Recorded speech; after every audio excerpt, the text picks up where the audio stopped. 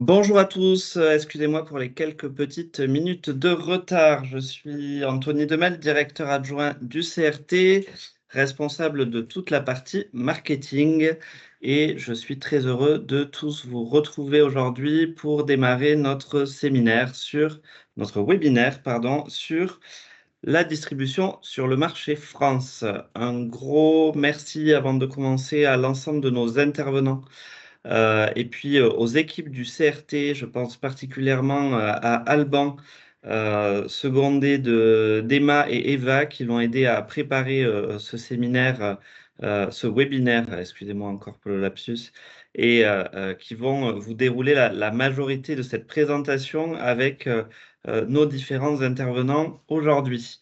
Juste vous rappeler que ce rendez-vous d'aujourd'hui s'inscrit dans plusieurs rendez-vous qui ont lieu tout au long de cette année 2024.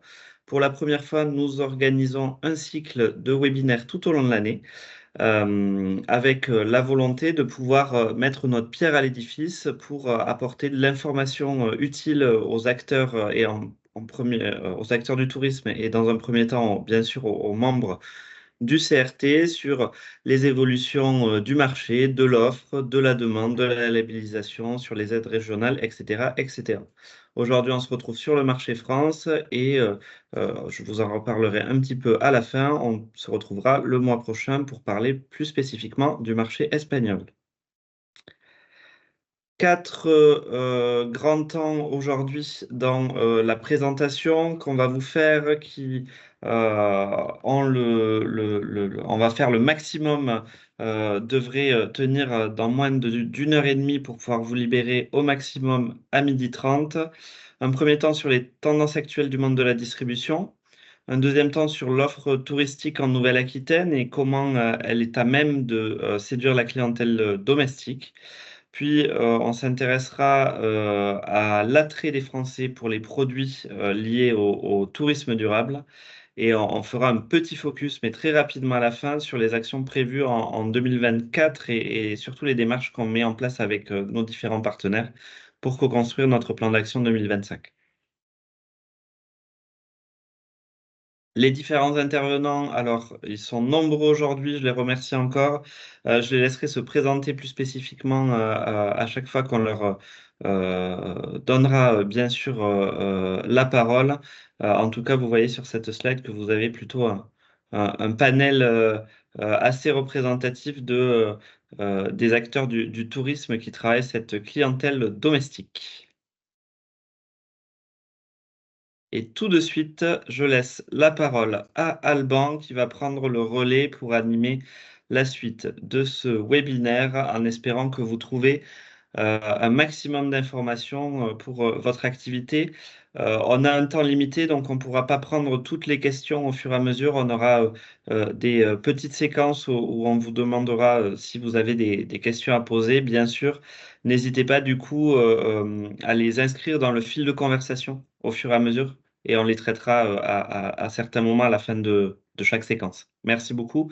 Alban, l'écran est à toi. C'est parfait. Je vais partager au fur et à mesure. Je vais rapidement Ton laisser la micro. parole. Ah, il est ouvert pourtant. Vous m'entendez pas? Si, on t'entend. Si, c'est bon, ok. Du coup, sur les tendances actuelles, je vais laisser la parole tout de suite à Alice. Bonjour à tous, merci de m'avoir aujourd'hui. Donc, effectivement, je m'appelle Alice Kabanoff, je suis directrice du pôle relations publiques chez Interface Tourisme. Pour ceux qui ne nous connaissent pas rapidement, Interface Tourisme, c'est donc une agence de communication et de marketing spécialisée dans le tourisme. On accompagne notamment des offices de tourisme français et étrangers. Et donc, parmi les outils qu'on a à notre disposition, nous sommes propriétaires d'une plateforme d'analyse de data touristique qui s'appelle Travelize et que je vais donc utiliser aujourd'hui pour vous présenter quelques tendances. Cette plateforme, pour vous donner un peu une idée de son ampleur, elle rassemble 9 millions de points de données qui proviennent de 13 marchés européens, dont la France, et qui analyse 150 destinations à travers le monde. Pour la partie France, plus à propos, on travaille sur la base d'une étude qui est biannuelle et qui rassemble un échantillon de 3000 personnes qui sont sélectionnées selon la méthode des quotas et qui sont donc représentatifs de la population française. Alors, je vais commencer par le sujet qu'on ne peut pas trop éviter en ce moment, c'est donc le sujet de l'inflation. On sait que naturellement, ça a eu un impact sur le budget voyage des Français, mais peut-être pas exactement de la manière dont on se l'imagine. En moyenne, en tout cas en ce qui est en termes d'intention, la situation finalement est plutôt stable parce que c'est la tranche des voyageurs qui ont prévu d'accorder le même budget cette année à leurs vacances que les années précédentes qui reste majoritaire, même si elle est elle aussi légèrement en baisse. Et sans surprise, c'est plutôt dans les marges que les choses ont bougé cette année. Donc forcément, par exemple, les plus petits budgets ont eu tendance à se réduire encore plus. Je sais que d'après les derniers chiffres qui ont été publiés là le mois dernier, la proportion, par exemple, des gens qui ne comptent pas du tout partir en vacances cette année a très légèrement augmenté et elle provient probablement de ces tranches-là qui sont dans des budgets plus serrés. Par contre, les plus hauts budgets ont également bien augmenté. On a par exemple plus 10 points sur l'ensemble de la tranche qui prévoit d'octroyer plus de 3 000 € au voyage en 2024.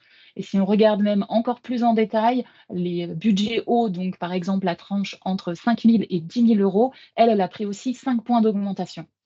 Donc, si les intentions restent à peu près stables, les budgets, eux, dans leur ensemble, ont augmenté de manière générale. Je crois que, par exemple, aussi la dernière étude qui a été publiée par Opinionway, qui est vraiment concentrée sur les vacances d'été, disait que le budget des Français cette année n'a jamais été aussi haut. Bon, bien sûr, ça s'explique en partie par la hausse du prix des transports pour se rendre à destination, mais c'est quand même une tendance générale.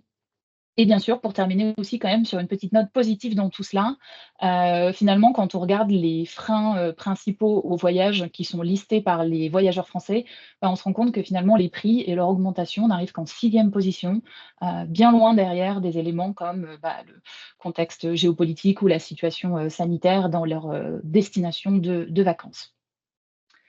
Alors maintenant, pour parler plutôt donc du parcours du voyageur, on sait bien que le parcours qui va de l'inspiration jusqu'à l'achat est de plus en plus compliqué aujourd'hui en France et de plus en plus fragmenté surtout.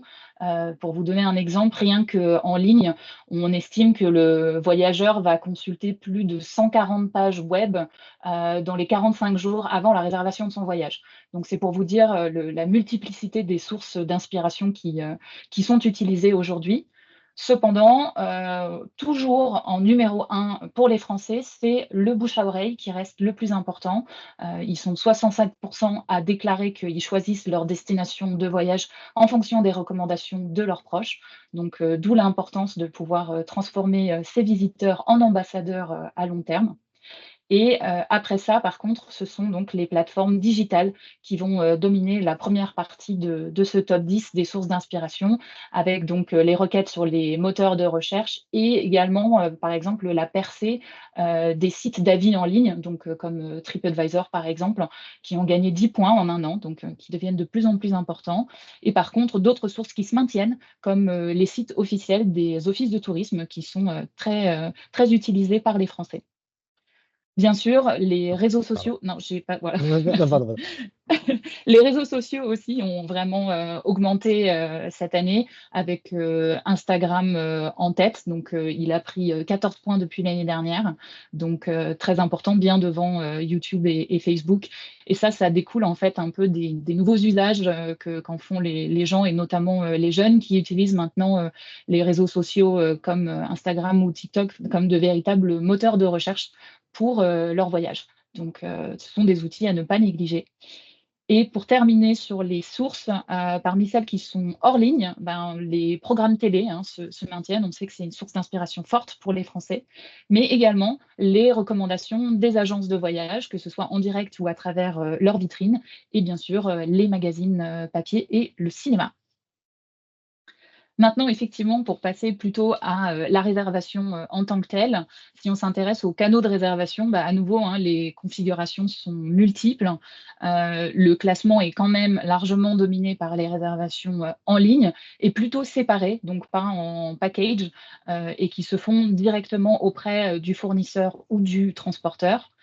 Mais quand on regarde les chiffres, on peut quand même constater que ce soit en ligne ou en physique, il y a quand même toujours un quart des Français qui préfèrent réserver un forfait transport et hébergement auprès d'un tour opérateur ou d'une agence de voyage. Et il y a même 16% plus d'entre eux qui vont réserver au moins une partie de leur voyage à travers ces professionnels du tourisme. Donc, à ne pas négliger. Si maintenant on passe à ce qui les intéresse en termes de logement quand ils partent en vacances, et donc là, c'est vraiment les chiffres pour le tourisme domestique, donc en France. Ce qui arrive en tête, donc c'est loger chez de la famille ou des amis, et c'est pas vraiment étonnant dans le contexte d'inflation dans lequel on se trouve. C'est une bonne manière pour les voyageurs de faire des économies et de s'autoriser à partir quand même en voyage. Mais sinon, ce qui va marcher le plus, ça va être les locations auprès de particuliers, donc comme Airbnb, qui récupère un quart des préférences des voyageurs interrogés, et le camping quasiment à égalité, donc le camping au sens large, hein, donc mobil-home, caravane, van et autres, qui reste depuis de nombreuses années déjà un des modes de logement préférés des Français quand ils voyagent dans leur propre pays. Et par contre, on constate que tout ce qui va être hôtel, auberge ou bed and breakfast, eux, n'arriveront que dans la deuxième moitié de ce top 10. Et je voudrais faire un petit point maintenant sur la partie transport, effectivement. Donc, parler un peu de la manière dont les Français se déplacent en France. Et là, force est de constater qu'on commence à avoir une certaine conscience écologique qui s'installe dans le comportement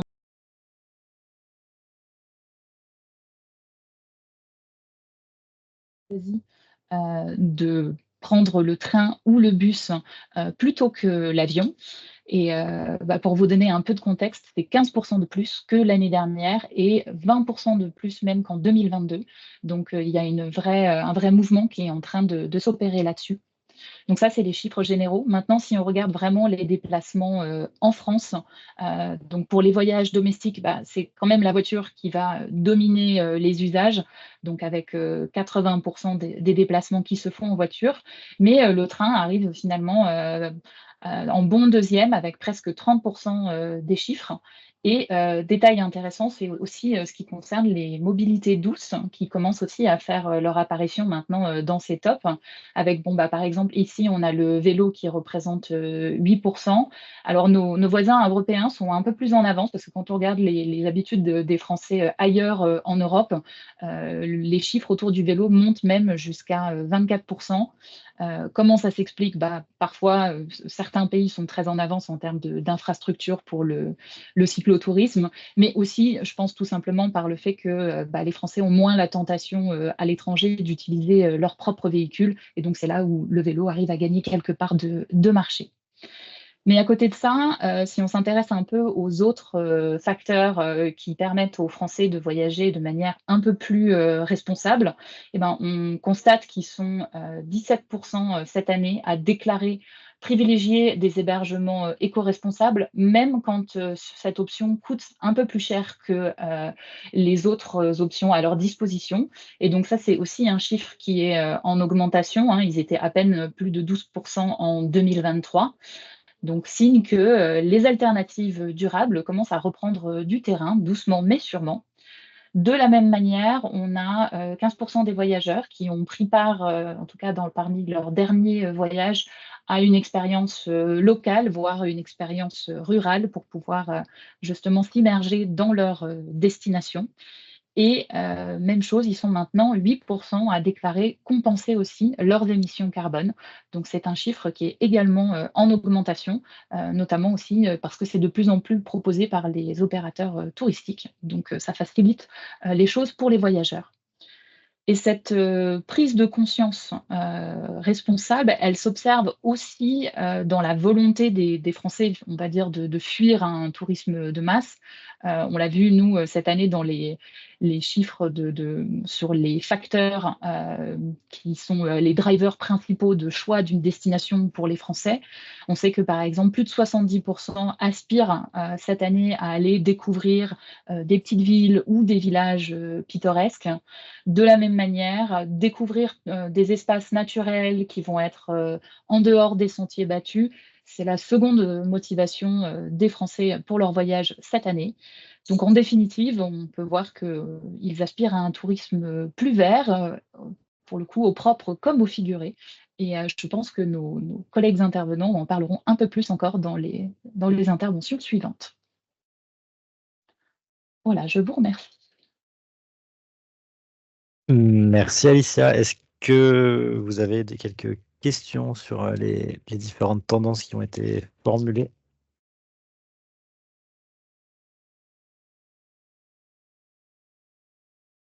Ou sinon on peut enchaîner, après on aura un petit temps de questions avec les deux premières interventions.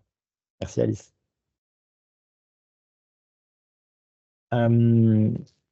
Juste rapidement en complément du coup de ces éléments, avant de passer la parole aussi à Patricia, quelques éléments qu'on a rapidement nous aussi relevés au CRT. Déjà une bonne nouvelle, puisque parmi les 3 destinations les plus vendues en France, selon le barème Orchestra, la France reste la première destination devant des destinations un peu plus exotiques, sur la Tunisie ou l'Espagne, mais la France reste la première destination, avec un nombre de nuitées qui reste stable.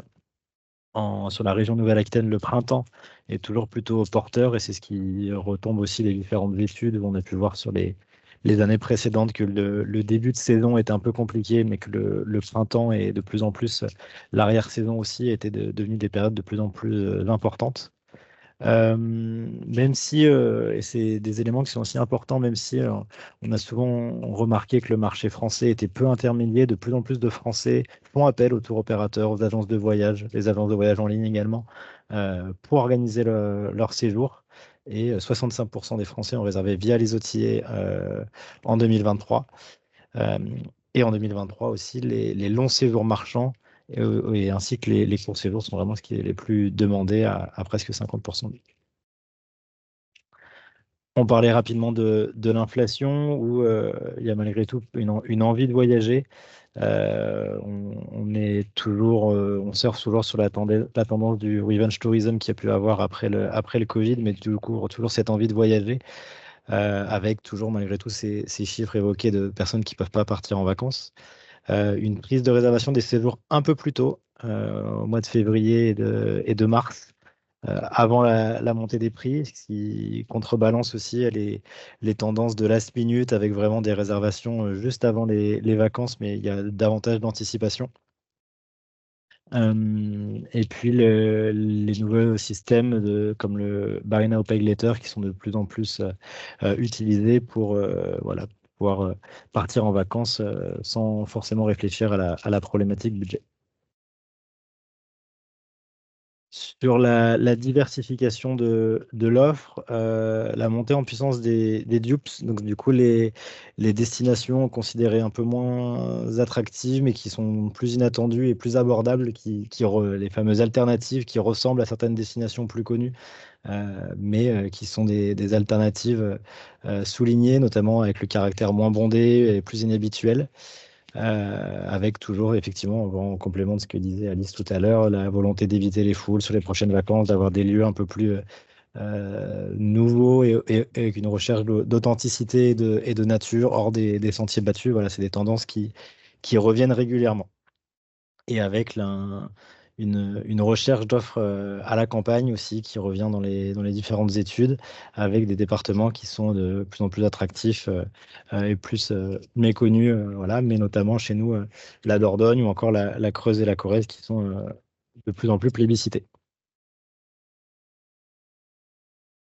L'impact de l'intelligence artificielle, on en a aussi parlé lors de notre trajet hier, mais avec voilà, un fort investissement des grosses structures comme Transavia, Booking, SNCF sur la partie analyse, création de contenu, mais aussi de plus en plus l'IA qui est utilisée pour la planification des voyages, avec voilà, une aide et une demande de l'IA pour la recherche des voyages. Je pense que Patricia pourra aussi éventuellement nous en parler juste après. Eh bien, Patricia, je te passe aussi la parole tout de suite sur les tendances aussi du milieu de la distribution. Merci beaucoup. Alors aujourd'hui, j'interviens effectivement au nom des entreprises du voyage, qui, comme tout le monde le sait, est le SNAP d'autrefois, donc le syndicat patronal, et qui a, avec sa nouvelle présidente Valérie Bonnet depuis octobre, mis en place donc un conseil du voyage en France. Vous savez parfaitement que les entreprises du voyage représentent 1600 adhérents. Dans ces 1600 adhérents, il y en a en gros, 1850, on va dire, où ce sont des agences distributrices, des tours opérateurs, des autocaristes et une cinquantaine de réceptifs dont je vais porter la parole aujourd'hui. Donc, bon, les différentes missions, je ne vais pas m'étendre là-dessus parce que ce n'est pas l'objet du jour, mais c'est vraiment pour vous donner notion de l'importance qu'à tous les étages institutionnels, acteurs privés, acteurs publics, ont pris vraiment connaissance et importance de cette nouvelle tendance qui est devenue la France. La France, c'est un marché émergent. Faut le savoir pour nous tous. Hein. Donc, nous, producteurs, eh bien, nous sommes là aussi pour vous intéresser, vous ouvrir vraiment les perspectives de ces nouvelles tendances dont Alice a déjà expliqué précédemment. Sur la slide suivante, j'ai juste mis un petit focus sur France DMC Alliance, que je représente également.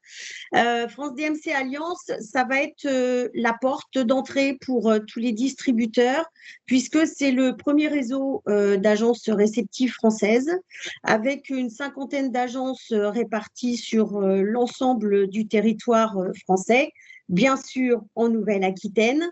Et donc, chaque agence réceptive, chaque producteur est donc spécialiste de son territoire ou de sa thématique. Donc, on y reviendra forcément du voyage à vélo en Nouvelle-Aquitaine ou dans toute la France. Et je crois qu'il y a un intervenant justement. On a des randonneurs, on a des gens qui font que du voyage pour les groupes scolaires, on en a d'autres qui vont faire que du réceptif pour les organisations de MICE, de groupes, de séminaires. Donc, il faut savoir que France DMC Alliance est née en 2018, que nos clients étaient essentiellement les marchés internationaux.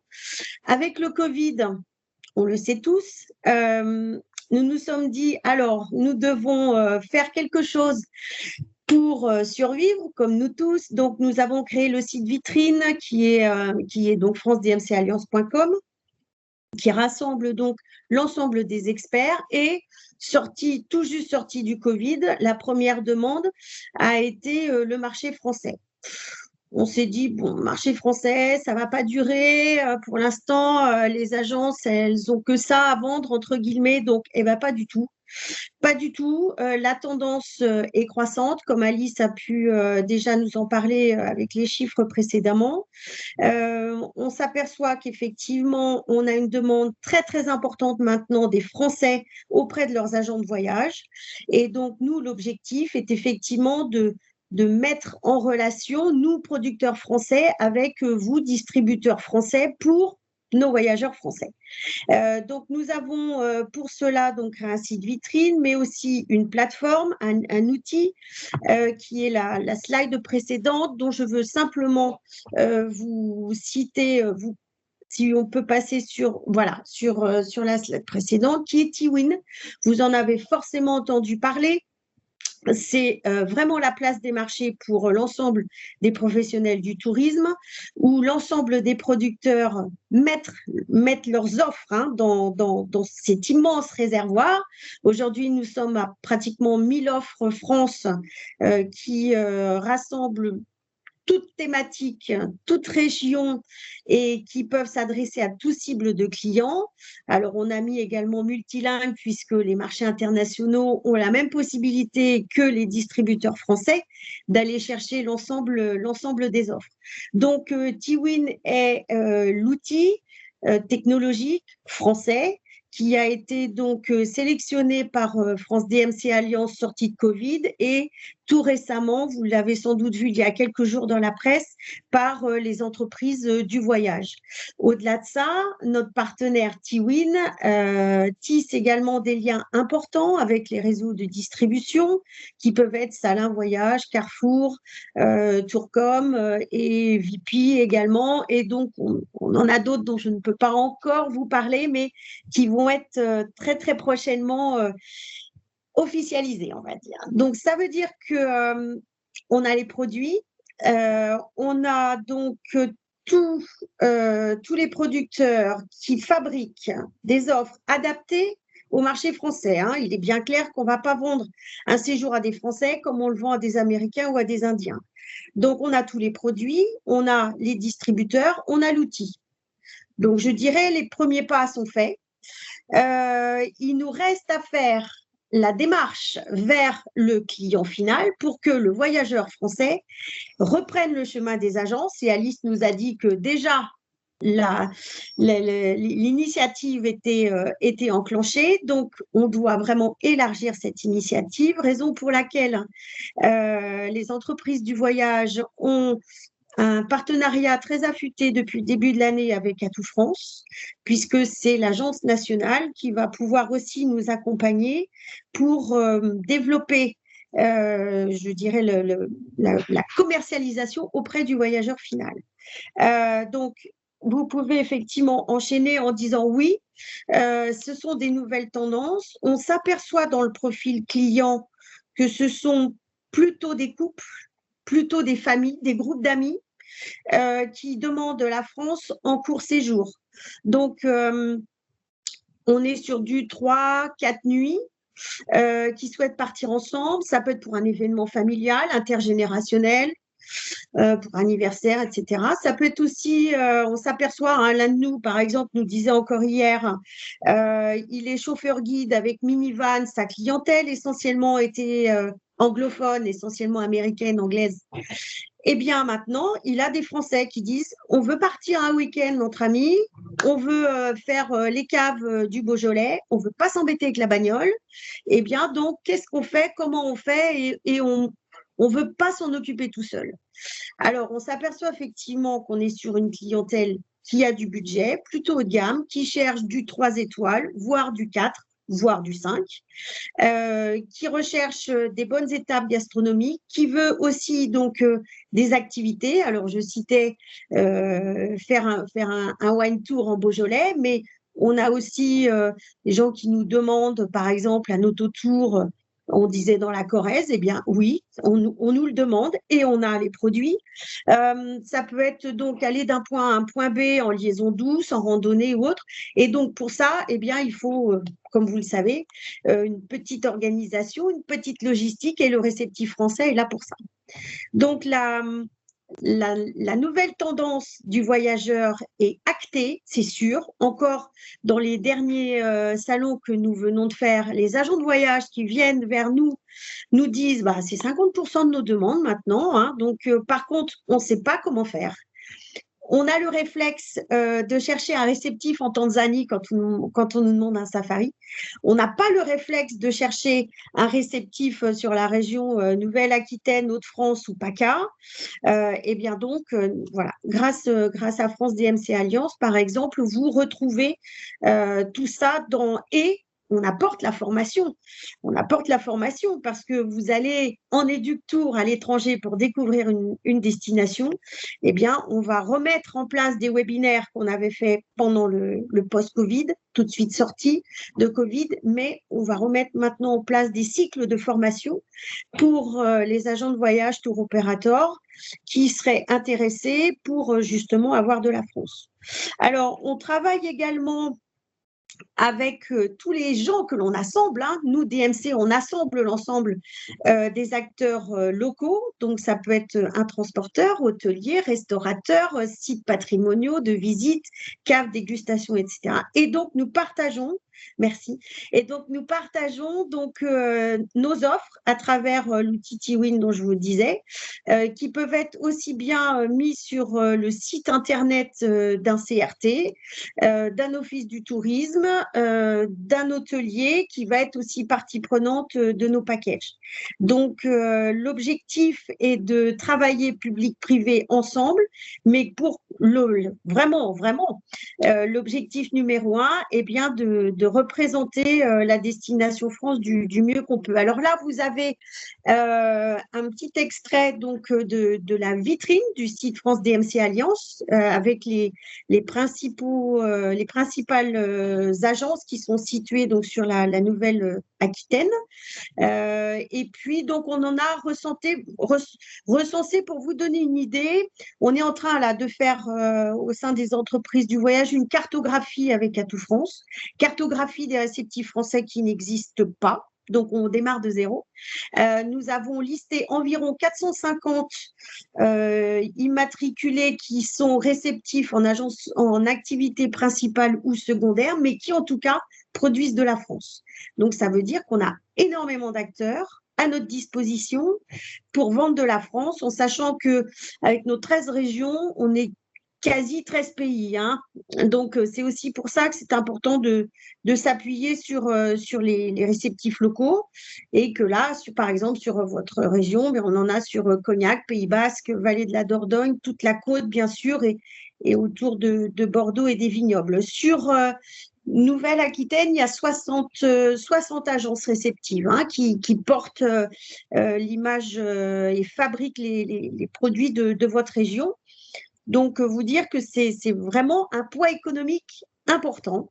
Et dans les nouvelles tendances, vous allez effectivement, ça va reprendre quelques propos que Alice évoquait tout à l'heure. Les gens, effectivement, les Français nous demandent des hébergements éco-responsables. On est beaucoup sur le tourisme. Ce qu'on faisait en un week-end, on va le faire en 3 ou 4 jours. On a envie de prendre son temps. On a envie de profiter, on a envie de rencontrer les artisans, on a envie d'aller sur les marchés, de déguster des produits, de randonner, de découvrir des grands espaces naturels.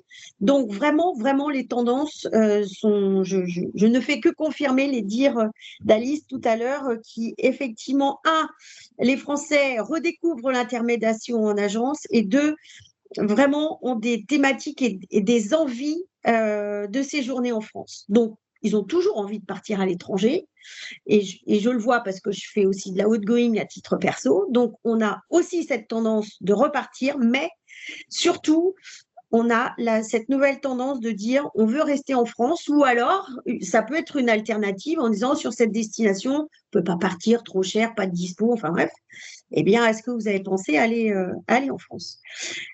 Pour terminer mes propos, je veux juste vous démontrer, vous présenter les bulles vertes que vous connaissez très certainement, puisque c'est une agence réceptive de Nouvelle-Aquitaine qui est drivée par Cyrielle No et qui a développé justement cette très très belle démarche bas carbone située dans votre région et qui implante en fait des écostations de mobilité douce sur des sites, hein, des châteaux, des maisons d'hôtes, des hôtels, des sites de visite, et qui fabriquent forcément l'offre packagée pour ceux qui le souhaitent, ou bien donc mettent à disposition cette expérience totalement immersive. Très, très attendu, très, très attendu. Cyrielle a démarré son implantation sur la Nouvelle-Aquitaine et est en train de s'étendre vers d'autres régions. Elle est en train de s'approcher de la mienne, là, vers Fontainebleau où je suis. Elle est en Champagne, etc. Donc là, vraiment, on est vraiment focus sur une démarche bas carbone. Voilà pour en ce qui concerne les producteurs français, à l'écoute des distributeurs français, mais en tout cas, la France est tendance. Merci Patricia pour ces informations qui pleines d'optimisme du coup pour toute nos destinations, avec beaucoup à faire aussi dans la mise en relation. Est-ce que vous avez du coup des questions parmi les participants aujourd'hui sur cette première partie des tendances sur lesquelles on pourrait rebondir avant d'enchaîner sur la partie vraiment Nouvelle-Aquitaine? N'hésitez pas soit à lever la main, soit à prendre la parole directement.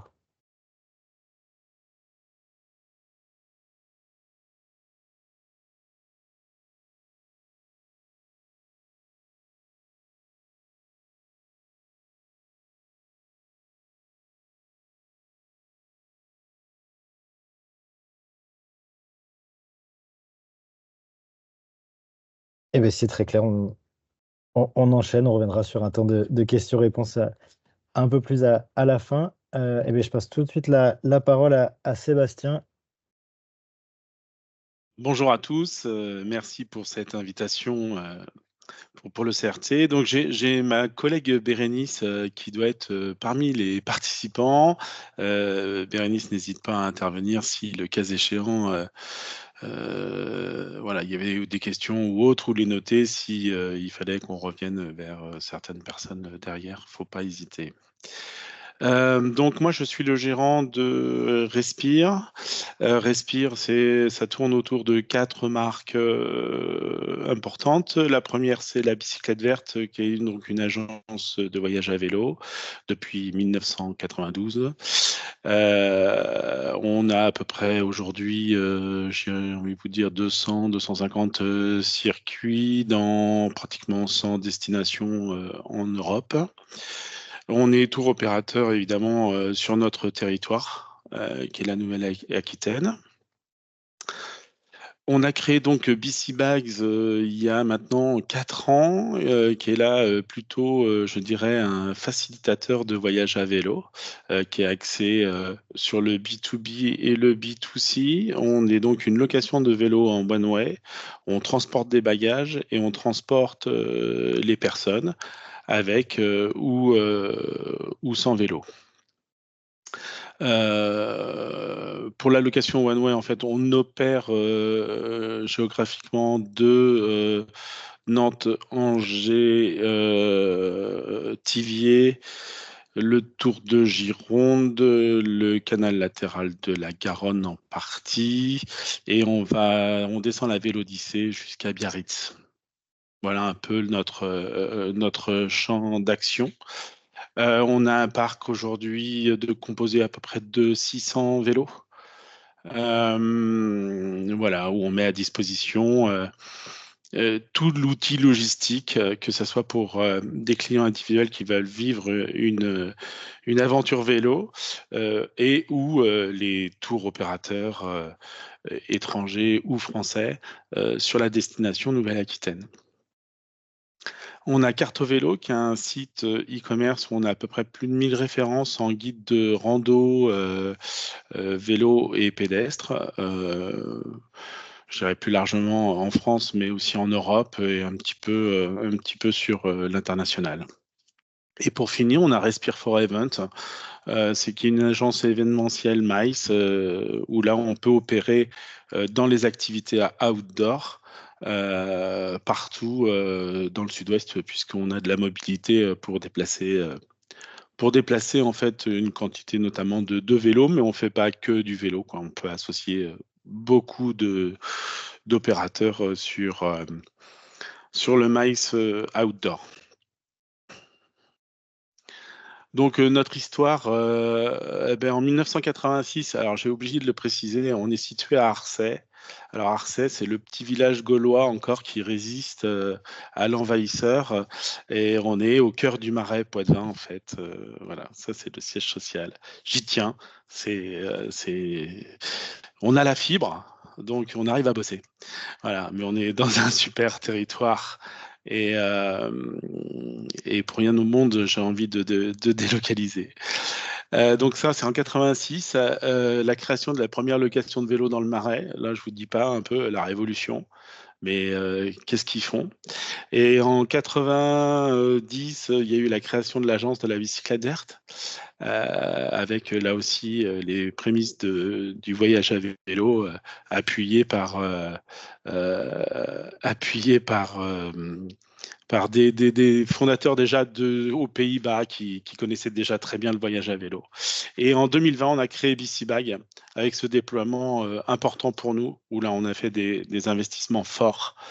Voilà. Alors, nous privilégions à la bicyclette verte les destinations pourvues d'une jolie logistique. Donc voilà, on est là avec BiciBags, mais pas que. On fait appel à d'autres aussi opérateurs sur la partie Nouvelle-Aquitaine, avec une offre d'hébergement et de restauration suffisante, permettant des étapes maximum de 60 km. Et ça, pour nous, c'est c'est très important. Alors, je vous cache pas qu'aujourd'hui, ça reste quand même un problème majeur sur notamment tout le flanc de la côte atlantique. Puisque les hébergements nous demandent souvent des 2 nuits et forcément sur les moments de pointe de juillet et août, on n'est plus intéressant pour les hébergements. Donc pour l'itinérance à vélo, c'est un vrai sujet.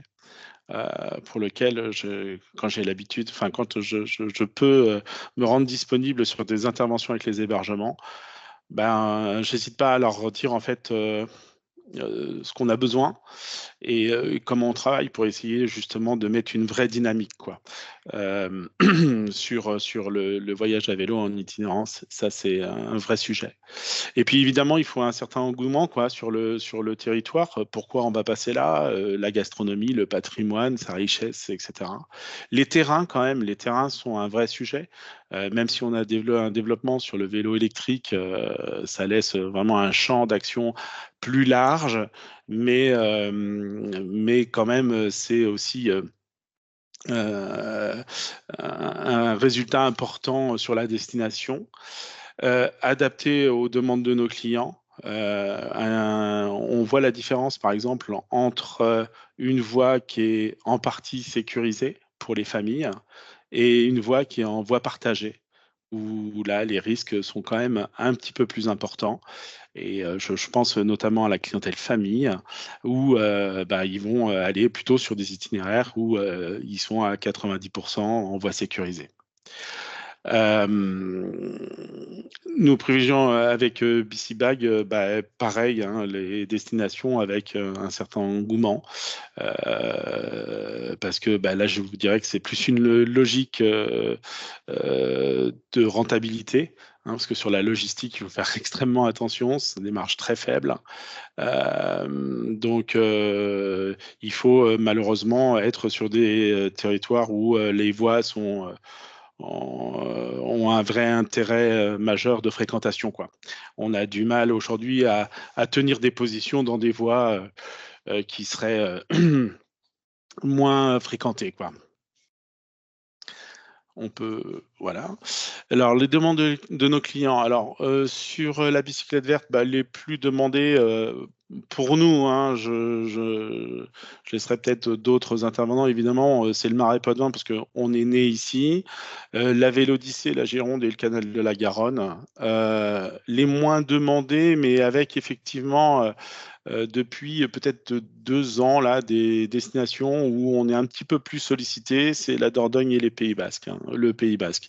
Alors, ce qui est vrai chez nous est peut-être pas vrai chez d'autres confrères du voyage à vélo, hein.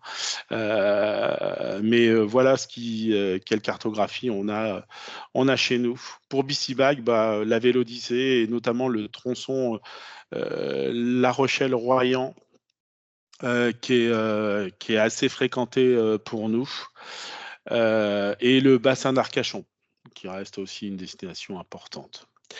C'est des clients réguliers chez BC Bag. C'est assez intéressant à voir. C'est-à-dire que quand ils ont pris, par exemple, un 4 jours, on est en moyenne entre 4 et 5 jours d'itinérance. Ils font un tronçon. Alors là, je vais prendre l'exemple de La Rochelle-Royan. Eh ben, ils vont programmer une continuité dans la voie, souvent. On va faire, cette année, on va reprendre 4 jours et on va faire le Royan-Arcachon et puis le Arcachon-Biarritz par la suite, ou même plus haut, évidemment. Donc ça, c'est pas rare de le voir, que nos clients donnent de la continuité sur des voies. Et alors, on s'est posé la question, on a peu de longs séjours quand même. Du 15 jours, ça se voit pas beaucoup chez nous. C'est des clients qu'on ne touche pas et c'est donc les backpackers, quoi. C'est vraiment des gens qui sont complètement autonomes, qui eux ont décidé de faire vraiment un tour important, soit une descente d'une Eurovélo ou chose comme ça, mais nous, on les touche pas du tout sur ce type de clients. Alors, les projets de développement, pour Bicyclette Verte, on a quelques projets, mais qui restent encore dans le tiroir. Mais le tiroir commence un peu à s'ouvrir, donc j'espère qu'on annoncera de bonnes nouvelles, notamment sur le territoire en 2025. Pour BC Bag, alors,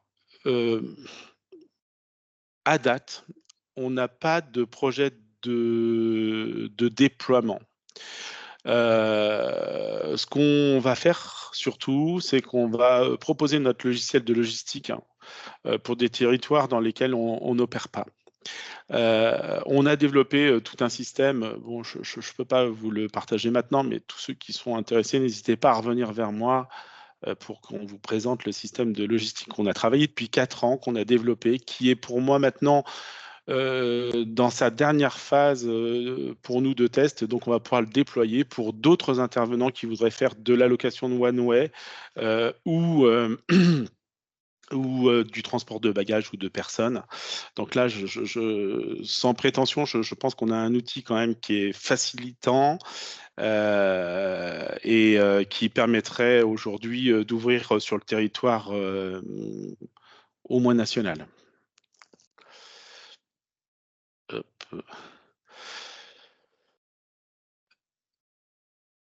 Alors, évidemment, bon, je ne vois pas la liste des participants, mais pour nous, OT, ADT, etc., c'est vraiment très important. Je crois beaucoup à nos synergies entre privé et institutions. Il faut qu'on travaille encore. Et il faut qu'on travaille beaucoup et je sais que c'est pas toujours facile parce que quand on parle d'un privé, on ne doit pas privilégier plus un que l'autre et c'est légitime totalement.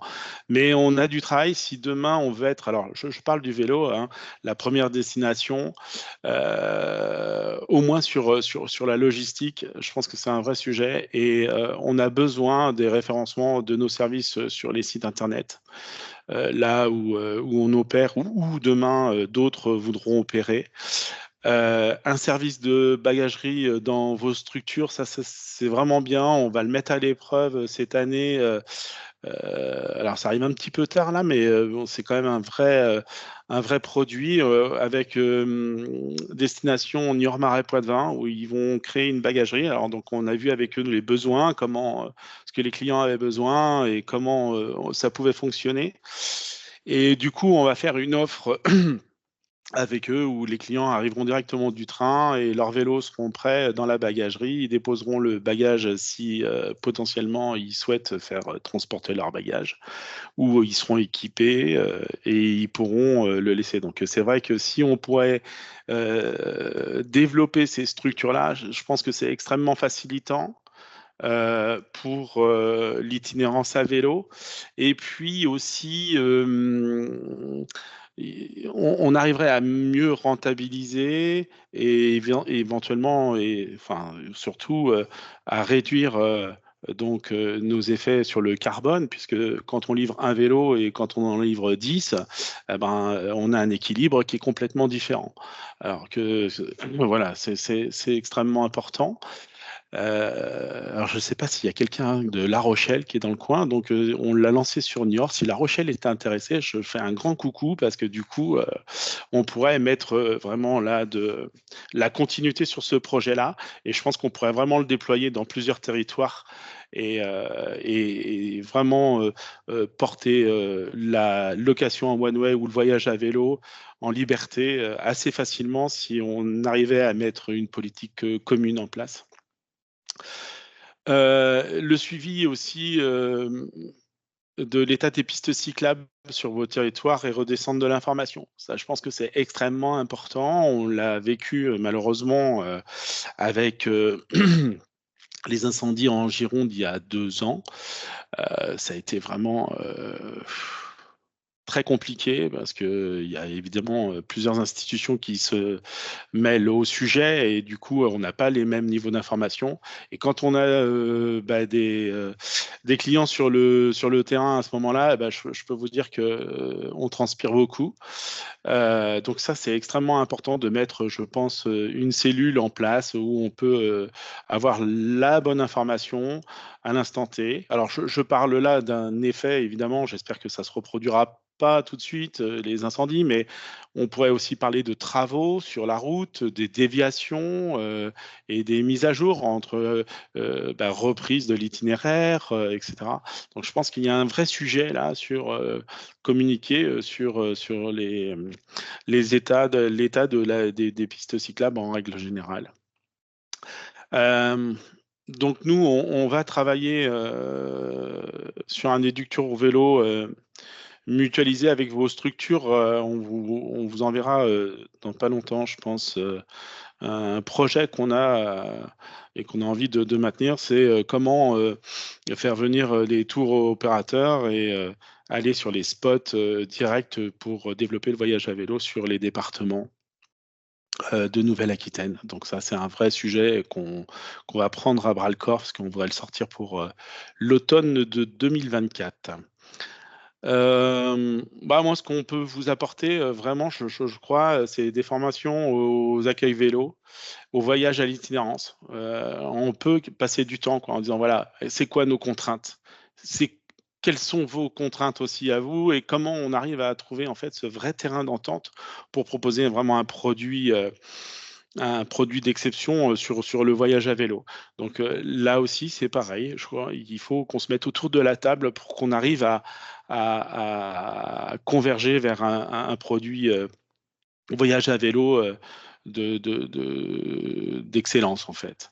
Et puis des formations au besoin pour les tours opérateurs et même OT ou ATT. Enfin, vous savez, on a été obligé de revoir chez BC Bags notamment notre système de téléphonie. Parce que quand on a lancé ça, en fait, on s'est vu d'abord la clientèle néo-pratiquant, bon, post-Covid, etc. Mais même encore aujourd'hui, malgré toutes les informations qu'on a sur le numérique, les gens ils nous sollicitent beaucoup en fait. Euh, Comment on fait le voyage à vélo? Est-ce que vous connaissez les hébergements? Qu'est-ce que vous préconisez en longueur d'étape? On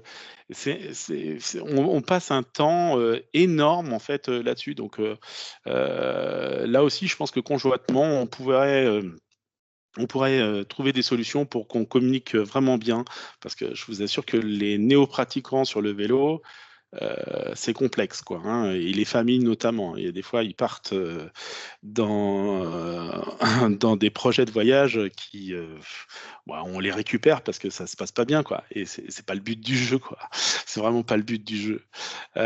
Donc là, nous aussi, on est prêt à collaborer sur les discours qu'on doit tenir auprès du B2C, quoi.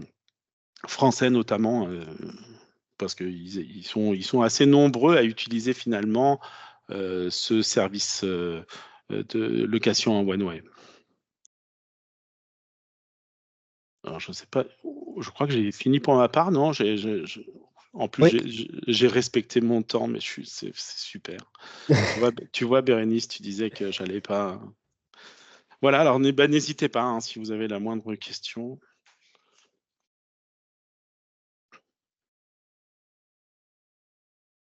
C'était parfait à la minute près, Sébastien. Comme quoi, ça arrive. Enfin, n'hésitez pas. Si des questions arriveront après ou pas, il n'y a pas de problème. Hein, on reste à votre dispo. Dans tous les cas, je le reprécise aussi, mais on repartagera bien évidemment la liste de tous les intervenants aujourd'hui avec le lien du webinaire si jamais vous voulez reprendre contact à la suite de ce webinaire. Je vais rapidement passer la main à Emma qui est en stage chez nous, qui a beaucoup travaillé sur la présentation et toute la partie référencement de l'offre autour de ce webinaire et du travail qu'on fait sur la distribution pour représenter rapidement du coup le résultat de toutes ces recherches.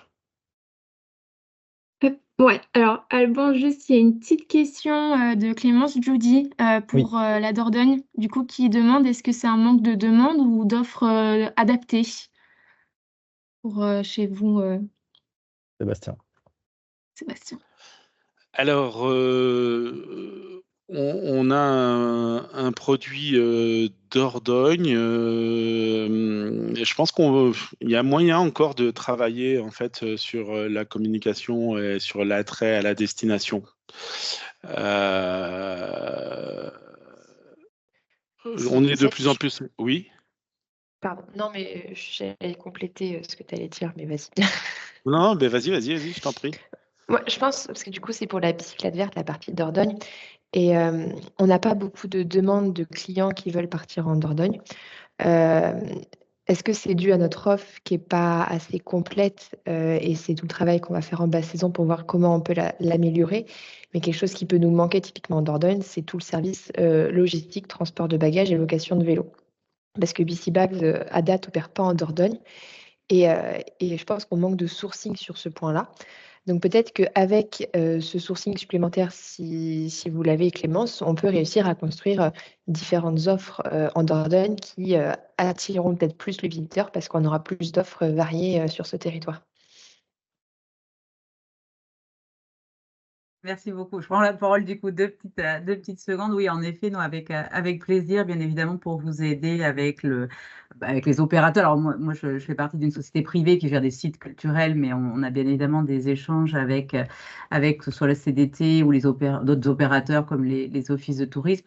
Et on a en effet des opérateurs privés spécialisés qui je pense, voilà, pourraient être un relais sur place. Donc voilà, avec plaisir pour se recontacter dans un autre cadre et puis voir ensemble pour soit vous recevoir, soit voir ce qu'il est possible de faire, parce qu'il y a une belle offre, je pense, à mettre en avant.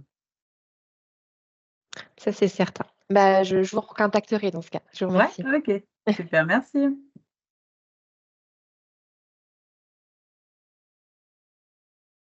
Est-ce qu'il y avait d'autres petites questions sur cette partie-là ou sinon on enchaîne, sachant qu'on leur fera un petit point de questions-réponses à la fin. Emma, à toi. Oui, alors d'abord bonjour à tous, j'ai pas eu le temps de vous dire bonjour. Donc là du coup on va passer sur une partie un peu plus technique parce que du coup au CRT on a procédé à un travail en fait de recensement des offres de séjour, qu'elles soient packagées ou même des offres en fait d'hébergement. Qui sont déjà existantes pour du coup dégager les opportunités, qu'elles soient à but de diversification ou d'augmentation d'offres. Voilà, ce travail en fait permettra aussi après de voir du coup comment diversifier tout ça. Donc pour le petit point méthodologique, on a travaillé donc sur une base d'environ 30 opérateurs de voyage, plus précisément 31, avec donc tous des orientations différentes. C'était donc des opérateurs de voyage traditionnels, thématiques, engagés, présents sur Internet ou alors en physique. Et une fois qu'on a recensé toutes ces offres, on a ensuite classifié sous différentes catégories, que ce soit donc par le type de séjour ou encore les zones concernées, pour du coup arriver à l'élaboration de ces cartes. Donc là, on a la première carte juste à gauche. Et donc les premières observations, pardon, un peu plus générales qu'on a pu faire, c'est pour la moyenne du coup de prix d'un séjour packagé en Nouvelle-Aquitaine, on était donc à environ 835 € par personne, ce qui est du coup plutôt positif quand on sait qu'on a des voyagistes comme Leclerc ou encore Mr. Fly qui ont voilà, qui ont sorti des études, enfin qui ont sorti des résultats, ou en tout cas, eux, leur panier moyen était donc un équivalent d'entre 875 à 850 €. Donc, plutôt positif. Ensuite, on a donc la durée moyenne de ces séjours, pardon, qui sont donc d'environ 5 jours, 4 nuits. Donc, c'est plutôt des courts séjours. Du coup, ça montre qu'on a cette possibilité de proposer du coup des séjours toute l'année, que ce soit au printemps, l'été ou encore en automne. Donc, ça agrandit, on va dire, le champ des possibilités en termes de disponibilité. Voilà. Donc ensuite, plus précisément, donc pour les séjours packagés, on a constaté du coup une répartition inégale des offres. Donc comme vous pouvez le voir avec la carte à gauche, on a un trio de tête qui sort avec donc en première position les Pyrénées-Atlantiques, ensuite la Gironde, puis la Dordogne.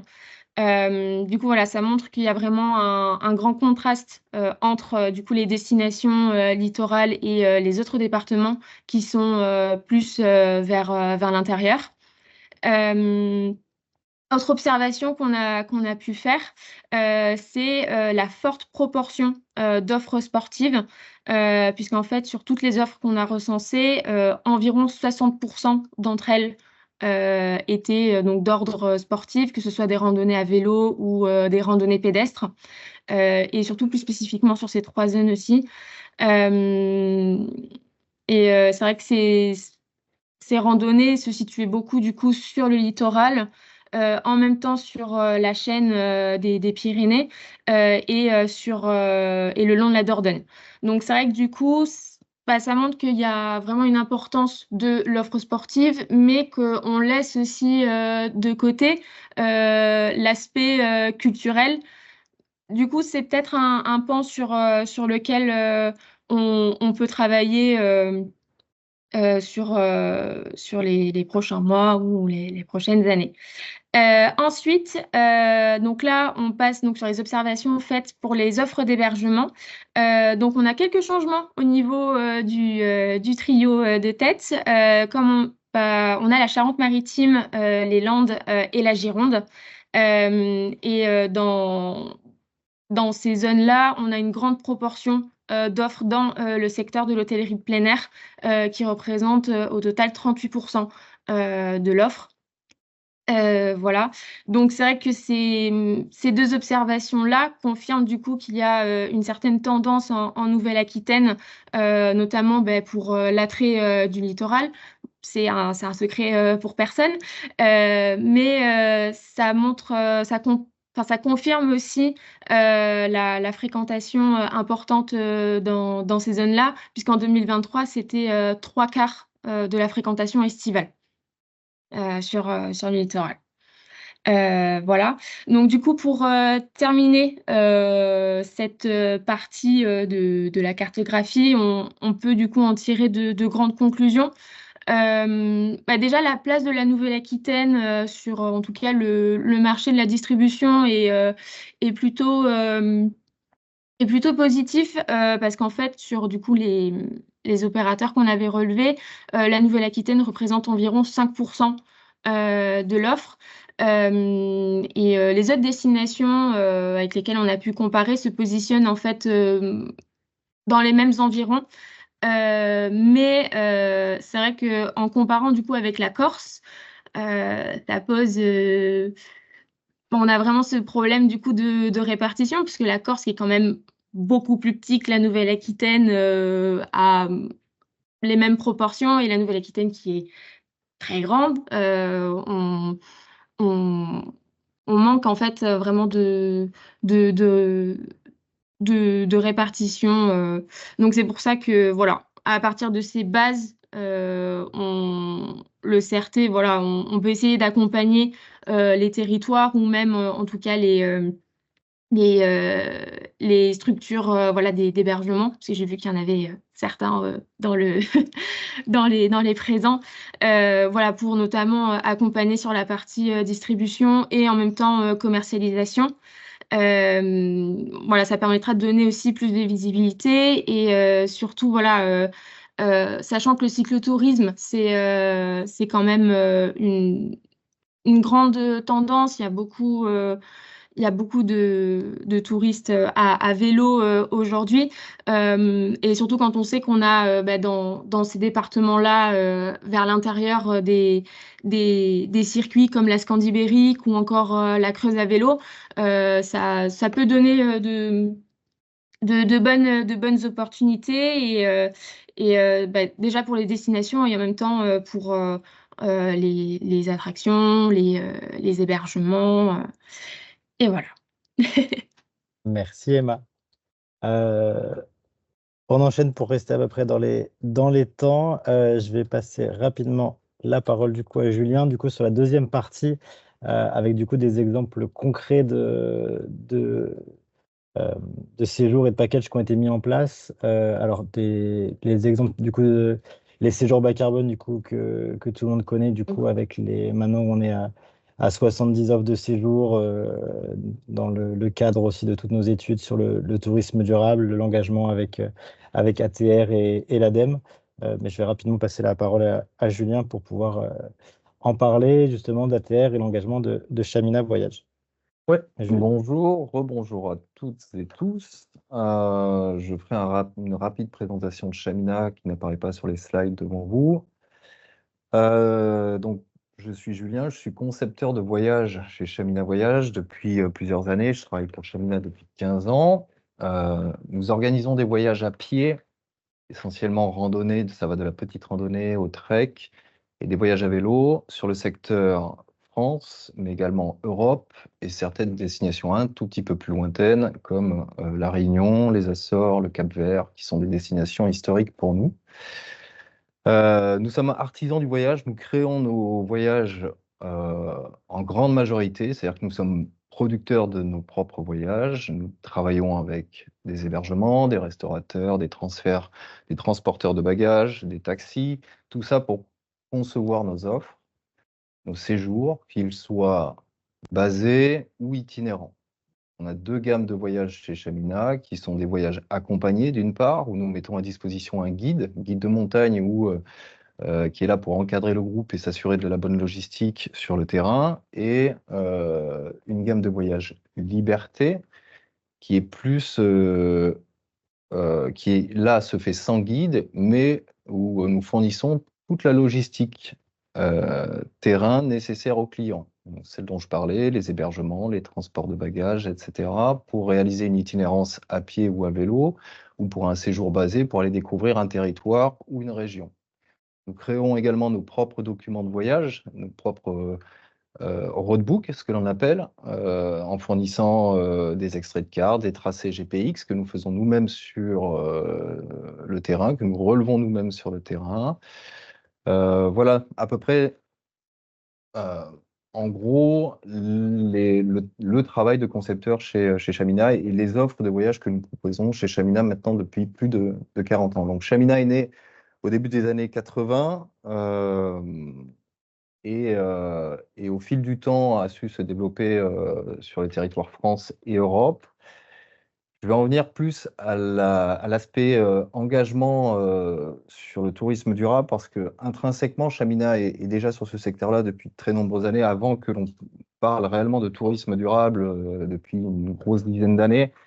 Intrinsèquement, les voyages que l'on propose, qui sont à pied ou à vélo, émettent peu de carbone. On est déjà dans une démarche et une logique de limiter l'impact des gens sur les territoires, de par l'activité que l'on propose. Depuis le début des années 2000, on est membre fondateur de l'association ATR, qui est l'association Agir pour un tourisme responsable. Je pense que la plupart d'entre vous connaissent cette association. Au départ, nous étions 12 marques au tout début en fait, de cette création en 2004. Puis un label a été mis en place. Nous avons été labellisés en 2008. Ce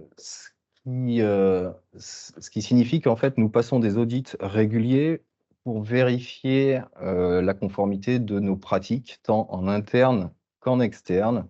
Tout ça, bien évidemment, sur la base d'un référentiel.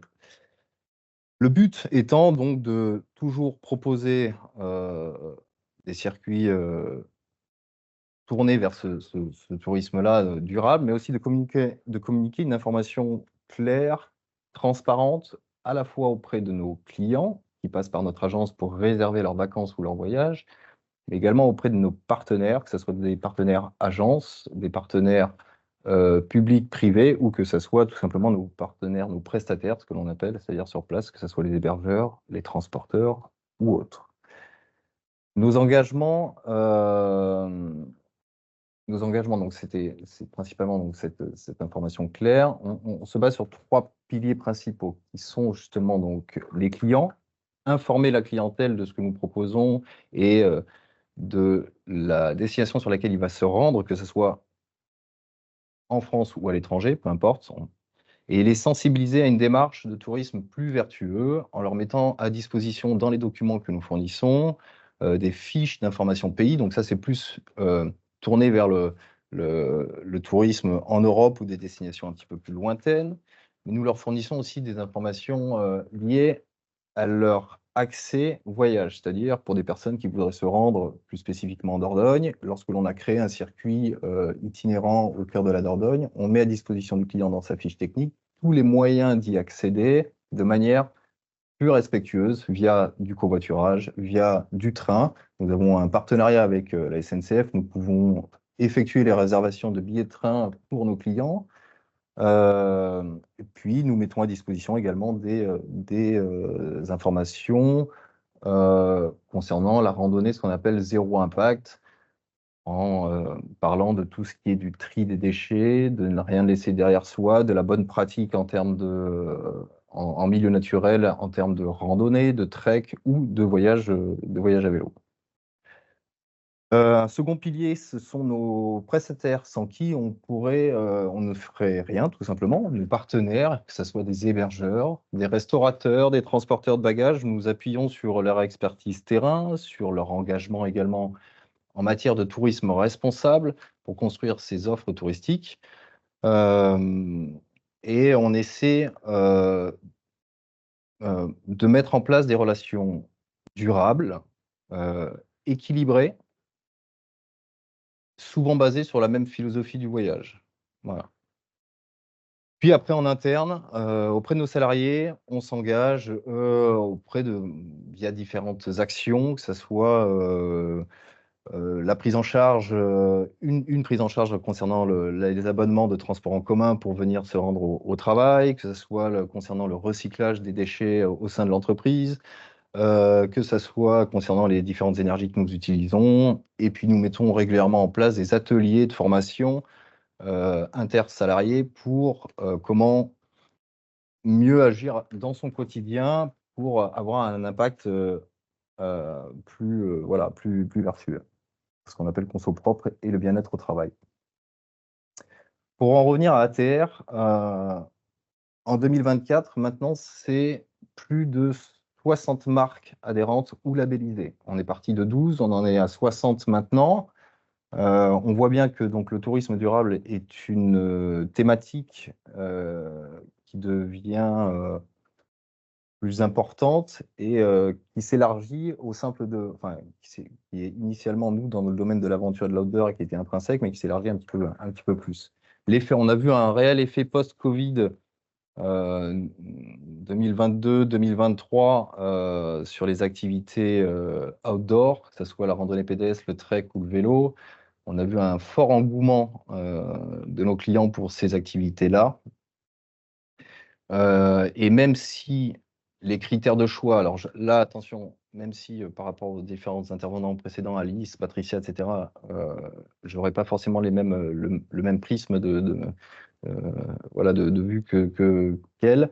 Même si le marqueur, en fait, tourisme responsable a pris de l'importance sur ces 20 dernières années, passant de la 8e place à la 4e ou 5e place dans les critères de choix des clients pour voyager, on voit que la destination et le prix restent 2 critères primordiaux, en tout cas auprès de notre clientèle.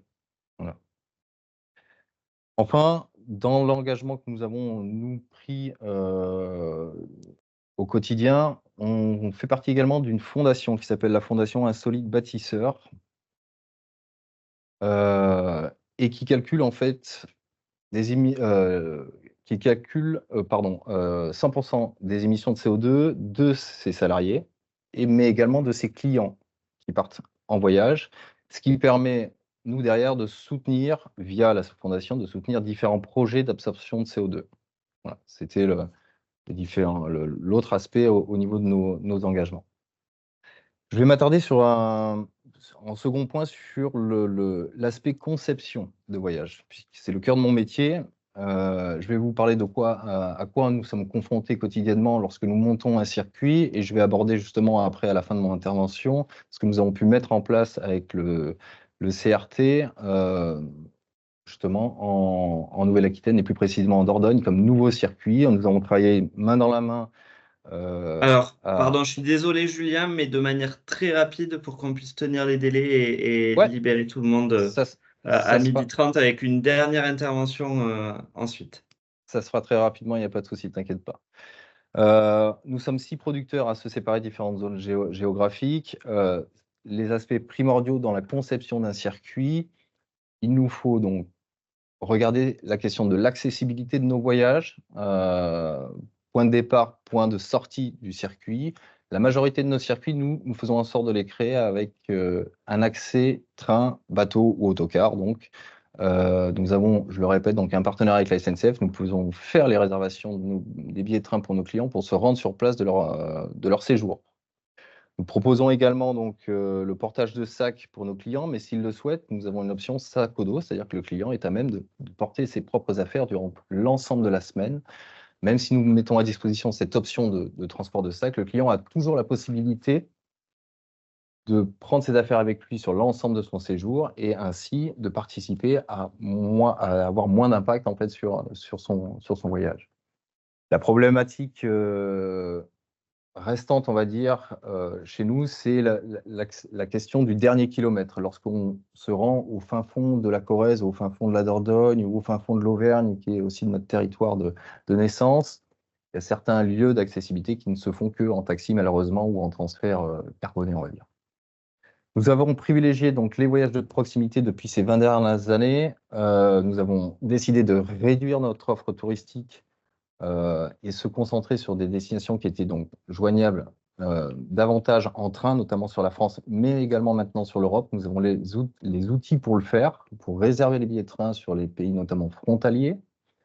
Nous avons fait le choix tout de même de conserver des destinations plus lointaines, que ce soit le Cap-Vert, les DOM-TOM, la Réunion, enfin bref, les Açores, parce que ça recoupe ce que je disais tout à l'heure, ça fait partie d'un partenariat équilibré avec des partenaires locaux historiques dont on ne voulait pas se séparer, tout simplement.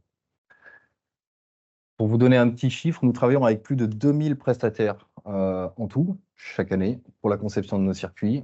Et les maîtres mots en fait, dans ce travail-là, c'est équilibre, confiance et mise en place d'une certaine durée de contrat et de partenariat. On ne souhaite pas se séparer de partenaires dans cette démarche de tourisme responsable. Également, nous agissons sur une chose, c'est la saisonnalité de nos voyages, afin de ne pas concentrer les mêmes personnes aux mêmes endroits à la même période. On a décidé d'élargir nos périodes d'ouverture de voyage, quitte à les modifier ou à les adapter. Je prends un exemple, les calanques, dont tout le monde a parlé. L'accès aux calanques maintenant est restreinte avec un quota de personnes maximales par jour autorisées. Nous continuons à proposer des circuits de randonnée donc, au milieu des calanques, mais nous avons décidé d'une part, de ne plus les proposer au mois de juillet et août pour différentes raisons, des risques d'incendie notamment, ou pour des raisons en fait, que nous estimons intéressantes pour le client à savoir, c'est-à-dire qu'en juillet-août, il y fait de fortes chaleurs et faire de la randonnée sous 38 degrés en plein milieu des calanques n'est pas forcément adéquat. Donc nous avons fait le choix de supprimer cette période de vente de juillet-août et de privilégier les ailes de saison, que ce soit février, mars, octobre, novembre, où il est tout à fait agréable effectivement de s'y rendre et de profiter de cette région-là, là-bas. Parmi les pistes d'amélioration, nous, dans notre quotidien, on va continuer à travailler à augmenter la part de nos voyages accessibles sans voiture. L'idéal, c'est de monter des circuits qui sont accessibles en train, comme nous l'avons fait donc avec le CRT. Et c'est là qu'en fait, je vais parler notamment du travail que nous avons effectué main dans la main avec le CRT pour sortir un circuit plus vertueux, plus respectueux. Nous avons monté un circuit itinérant au cœur de la Dordogne, partant de Sarlat et allant aux Aisy. En gros, nous faisons les deux vallées Dordogne-Vézère en rejoignant Dôme, Bénac, les différents villages, à pied uniquement ou en train, parce qu'il y a également, nous avons intégré un petit transfert en train dans ce circuit-là. Le client a le choix de transporter ses bagages sur l'ensemble de la semaine et de ne pas mettre un impact supplémentaire en transport carboné sur son circuit. C'est un circuit qui fonctionne bien. Nous l'avons mis en place, donc on va dire fin d'année 2023, début 2024. On voit que ça réagit extrêmement bien sur ce genre d'offre. Globalement, tous les circuits que nous sortons sous cette gamme-là, on va dire avec accessibilité en train, uniquement itinérance à pied ou à vélo, transfert en train intégré au circuit ou pas, on voit que ce sont des gammes de voyages qui augmentent sans cesse, nous, et qui sont fortement demandés par notre clientèle. Donc, on va continuer à s'engager à développer ce genre de circuit. Et puis, il viendra bientôt une chose importante aussi, notamment sur notre site web. On va affiner notre information sur l'impact de nos séjours, c'est-à-dire que nous serons bientôt à même d'afficher le kilogramme de CO2 émis par voyageur et par voyage sur chacune des webpages de nos voyages sur le site internet Chemina Voyage. Voilà pour mon intervention. J'espère que j'ai été clair, même si j'étais un petit peu plus pressé que les autres pour terminer. Je sais qu'il y a David derrière, avec qui justement nous travaillons sur des circuits voilà, main dans la main.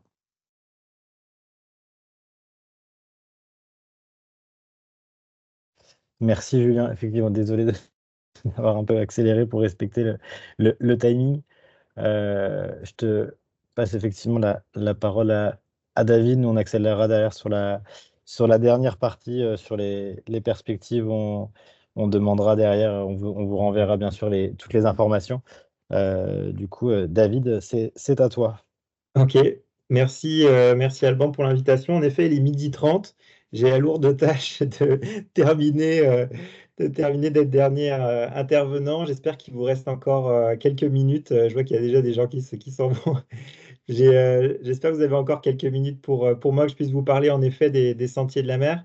En effet, la transition a été bien trouvée avec Julien, donc vous allez comprendre pourquoi tout à l'heure. Alors, quand on parle des sentiers de la mer, nous, en général, on aime bien donner ou raconter un petit peu l'histoire de comment sont nés les sentiers de la mer. Désolé pour ceux qui ont déjà entendu cette histoire, mais tout est parti dans le Pays Basque, en fait. Joseph Durand, donc notre fondateur, qui est ancien alpiniste et propriétaire de voilier, qui avait constamment le débat avec ses amis, à savoir qui avait le meilleur point de vue sur le littoral. Est-ce que c'est plutôt le randonneur depuis les sentiers du littoral, sentier des douaniers, qui peut admirer l'océan à perte de vue, ou est-ce que c'est plutôt finalement le plaisancier qui peut admirer le relief, la côte depuis son bateau? Donc lui, étant plutôt marin, propriétaire de voilier, a décidé d'embarquer ses amis pour les convaincre sur quelques jours. Et pour pas leur donner le mal de mer, eh bien, il leur faisait faire des étapes très courtes de bateau. Au bout de quelques jours, l'un de ses amis commençait à avoir des fourmis dans les jambes, et donc il lui a dit: c'est bien beau tes tours de bateau, mais moi je vais plutôt prendre le sentier de rando, et on se retrouve On se retrouve au port suivant et on se racontera notre journée chacun de notre côté. Et c'est comme ça qu'est né les Sentiers de la Mer, avec cette idée vraiment d'avoir un bateau, un voilier comme point d'appui aux expéditions terrestres. Donc tout est né dans le Pays Basque avec quelques copains, comme dit si bien Joseph. Et aujourd'hui, on est à presque 80 plaisanciers hôtes qui sont répartis un peu partout sur le littoral français. Donc concrètement, qu'est-ce que c'est les Sentiers de la Mer? Aujourd'hui, c'est un service de mise en relation entre des randonneurs itinérants et des plaisanciers propriétaires de voiliers qui proposent chaque jour, en tout cas, de retrouver chaque voyageur chaque soir au port suivant. Il faut s'imaginer en tant que voyageur, on part d'un port A le matin, on part sur les sentiers du littoral après un bon petit déjeuner à bord du bateau du plaisancier. On passe par les sentiers et on arrive le soir venu, on retrouve son bateau avec ses affaires qu'on aura laissées à bord et son plaisancier au port suivant. Et on raconte donc, et pendant ce temps, le plaisancier, lui, sera passé par la mer, aura transporté nos affaires et chaque jour, voilà. Alors que ce soit en rando, que ce soit en vélo, en fonction de la côte, vous aurez compris, et de la zone, eh bien, on s'adapte et c'est aussi quelque chose de sur mesure, comme vous allez le voir après. Justement, donc comment est-ce qu'aujourd'hui, alors vous avez peut-être des choses qui vous viennent en tête, Airbnb, Click and Boat, ce genre de choses, vous dites, ben, c'est un petit peu du Airbnb de bateau. Alors justement, comment est-ce qu'on se différencie, nous, aujourd'hui? Bon, il y a beaucoup de choses qui ont été dites là ce matin, qui évidemment se rejoignent, vous allez comprendre, à ce que l'on propose aujourd'hui. Nous, l'idée, c'est vraiment d'avoir un logement, un voilier en l'occurrence itinérant, donc on est sujet aux aléas météo, à la marée, on s'inscrit totalement dans cette logique de slow tourisme. On a fait le choix fort dès le départ de travailler qu'avec des voiliers pour limiter notre empreinte carbone. Notre idée aussi, c'est aujourd'hui, voilà, nous on est un service d'hébergement et de mise en relation avec des plaisanciers hôtes. Et donc l'idée, c'est aussi d'avoir une co-construction du séjour. Tout le monde n'a pas le même niveau de marche, les mêmes envies, etc. Et donc avec le plaisancier, il peut vraiment y avoir ce côté justement, chaque plaisancier a son petit coin aussi qu'il a envie de partager et pour lequel il a envie d'emmener ses voyageurs. Et donc il y a un côté co-construction du séjour pour s'adapter au niveau de chaque randonneur et aussi des envies et des petits coups de cœur, on va dire, du plaisancier. Puis dernier point, donc nous, une chose importante, c'est qu'on aime bien se décrire un petit peu comme une chambre d'hôte sur l'eau. C'est ce qui nous ressemble le plus, avec vraiment le fait que le plaisancier hôte est toujours à bord. Pour les ports, notamment aujourd'hui, c'est un vrai argument quand on a du Airbnb, justement du Click and Boat, où il peut y avoir des nuisances sonores, notamment en période estivale, etc. Nous, le fait d'avoir le plaisancier qui est constamment à bord, il est garant des bonnes pratiques. Et chose évidemment importante, étant donné qu'on fait bouger le bateau, on paye des redevances à chaque port pour chaque nuit passée en bougeant. Et donc évidemment, ça change toute la donne pour vis-à-vis des ports également. Pour faire un focus plus précisément sur ce que nos actions et ce que l'on fait sur la Nouvelle-Aquitaine, aujourd'hui, nous, on a un siège social à La Rochelle, même si historiquement, vous l'aurez compris, on est plutôt né dans le Pays Basque. Pourquoi un siège social à La Rochelle? Eh bien, parce qu'on était déjà très connus des acteurs touristiques aussi sur le Pays Basque. C'est là qu'on avait la plus grande flotte de plaisanciers. Donc nous, stratégiquement, l'idée, c'était aussi de s'implanter à La Rochelle, qui bénéficie évidemment d'une crédibilité au niveau du nautisme et d'un tissu, on va dire, économique et de partenaires importants au niveau de La Rochelle. Et puis, rapidement aussi, quand on a réfléchi de où on voulait s'implanter, la Nouvelle-Aquitaine en tout cas, communique depuis un moment sur le souhait de devenir une référence au niveau du tourisme durable. Donc, pour nous, ça faisait du sens et on gardait quand même le lien avec le Pays Basque, de toute façon, voilà où on était historiquement. On fait partie de la promotion de l'ADEME et du Tourisme Lab. Donc, l'ADEME a créé voilà, cette petite promotion avec une petite dizaine de startups qui sont impliquées justement sur le territoire, sur la transition écologique, notamment la bulle verte dont parlait c'est Patricia, je crois, tout à l'heure. Voilà, Cyrielle est avec nous dans cette promotion parmi les startups. Voilà, on est déjà impliqué et déjà orienté vers ces questions-là, mais l'idée, c'est de faire évidemment, comme nous tous, toujours mieux et toujours plus sur ces questions-là. Donc, on a un certain nombre d'accompagnements et d'informations et d'accompagnements à la transition. Pour ce qui est des collaborations avec le CRT et les acteurs, on a travaillé notamment avec Alban il y a 2 ans de cela à peu près sur un partenariat avec Lara Ferrand notamment, qui est une créatrice de contenu. On a fait venir également un vidéaste et c'est quelque chose, je vous invite à aller voir peut-être si ça vous intéresse sur YouTube, sur les Sentiers de la Mer. On a créé 2 très belles vidéos qui expliquent bien notre concept et notre vision. Voilà, partenariat avec Lara Ferrand. Et puis plus récemment, donc en effet, avec les séjours bas carbone dont on a parlé tout à l'heure, on a travaillé avec Cécile Tribalier de Charente Tourisme pour mettre sur pied, donc à la fois sur l'île de Ré et La Rochelle, des séjours bas carbone qui sont relayés sur notre site et sur le site des institutionnels également. Et puis plus récemment, et donc ça sur le Pays Basque, on est également référencé comme offre bas carbone. T'as vu Alban, je donne tout là, je fais ça rapide. J'espère que ça reste clair. C'est parfait. Les Sentiers de la Mer et le réseau de distribution. Donc vous dire en effet comment nous on appréhende ça et comment pourquoi est-ce qu'on travaille, on travaille avec le réseau de distribution, les avantages. Bon, les plus de notre point de vue à nous, en effet. Voilà, pour rien vous cacher, évidemment, vous l'aurez compris, on est une jeune entreprise. On a créé la société en 2021 et donc avec des moyens relativement limités. Et donc, c'est vrai que faire valoir ou faire la promotion d'une entreprise innovante sur l'ensemble du littoral français, quand on a autant de particularités que nous, eh bien, ça demande des fonds et des investissements marketing qui sont importants. Et donc, c'est ce qui est intéressant pour le coup de s'allier avec le réseau de distribution des tours opérateurs, c'est aussi de faire valoir notre offre voilà, sur l'ensemble du littoral, puisque eux bénéficient en effet d'une communauté qui est existante déjà, qui croit en leurs produits et qui est dédiée. Et puis, c'est un gage de qualité aussi. Nous, évidemment, on ne demande qu'à être connus, mais donc on est encore au début. Des entreprises comme Chamina ou comme Terre d'Aventure bénéficient évidemment d'une aura et d'un gage de qualité vis-à-vis des clients. Et donc, pour nous, cela nous aide également. Comment ça fonctionne derrière ensuite vis-à-vis du réseau de distribution? Ben, voilà, c'est beaucoup de confiance. Donc voilà, on se connaît un petit peu avec Julien. J'essaie d'être le plus proche possible, en effet, des tours opérateurs, une transparence aussi le plus possible. Et puis d'avoir des retours, je pense qu'on le sait tous, mais d'avoir des retours fréquents du terrain, des clients et de s'adapter, d'être à l'écoute du marché. Également le plus possible, même si eux évidemment sont sollicités à ce niveau-là, mais de la formation aussi des vendeurs, c'est hyper important. Donc quand c'est possible, des éductours, mais aussi de la formation, que ce soit en présence ou via des webinaires, via des visios. Et puis de la patience, voilà, c'est vrai que nous on est une jeune entreprise, donc on aimerait que Julien nous envoie 30 demandes toutes les semaines. Alors je vous dévoile tout de suite que malheureusement ce n'est pas le cas, même si ce sera bientôt le cas. Mais voilà, c'est aussi de la patience parce que la formation, parce que la prise aussi de confiance vis-à-vis avec les avis, on sait l'importance des avis des clients, des retours clients et la prise de confiance aussi de la part des vendeurs. Et puis voilà, vous donner une petite idée. On espère que sur cette saison, c'est quand même pas rien d'avoir autour de 30% de notre chiffre d'affaires qui viendra du B2B. Je crois que ça fait le tour de mon côté. Yes, parfait. Merci beaucoup, David.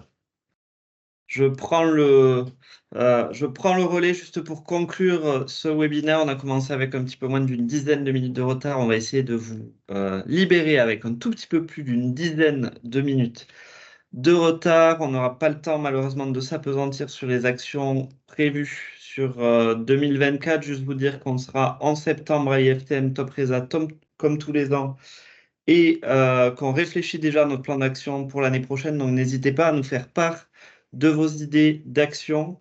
Je prends juste une petite minute pour vous remercier très chaleureusement. Je pense que nos échanges étaient aujourd'hui très riches et vous nous avez beaucoup apporté. Alors Alice, Patricia, Julien, Sébastien, David, merci encore de vous être prêtés à l'exercice malgré les contraintes de timing qu'on peut rencontrer sur ce genre d'exercice. C'était très clair, très riche. Merci encore. Nos 2 prochains rendez-vous. Comment mieux adapter ma politique tarifaire à mon établissement, à ma destination, en webinaire le 11 juin, suivi le lendemain d'un focus sur le marché espagnol, un marché d'opportunités de proximité à conquérir ou à reconquérir. Je vous remercie encore nos intervenants, je remercie aussi tous les participants. On va conclure cette conférence. S'il y a encore quelques questions parmi vous, on peut les prendre, mais libérez les autres. Il n'y a pas de souci là-dessus. On peut rester connecté 5 petites minutes avec nos intervenants encore si vous avez quelques petites questions. Ce webinaire ainsi que tous les autres, vous le retrouverez sur nos réseaux sociaux et sur le site du CRT. N'hésitez pas à le partager avec vos collègues, amis et membres de la communauté touristique de Nouvelle-Aquitaine et d'ailleurs. Merci encore, bon déjeuner à tous et à très bientôt.